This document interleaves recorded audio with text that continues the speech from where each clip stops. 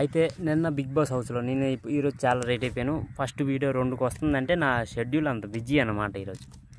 అయితే నిన్న big boss episode చూసిన తర్వాత రీతు చౌదరిని చూస్తే ఎంతమందికి బాగైంది.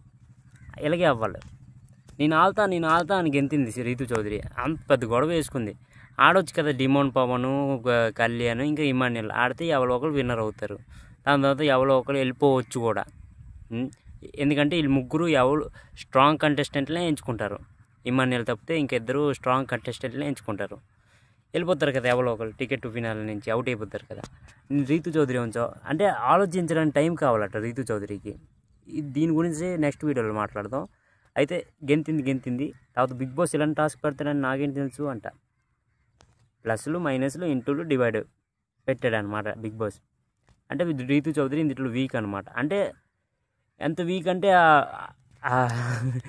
బిగ్ బాస్ చెప్పిన వెంటనే నెత్తకలేదు రీతు చౌదరి. అది కూడా నేను అనుకోగలను. నేను కూడా మ్యాథ్లో వీకే అనుకోగలను. కాకపోతే నేను ఆల్తా అనేసరికి బాగైంది అని అనిపించింది నాకు.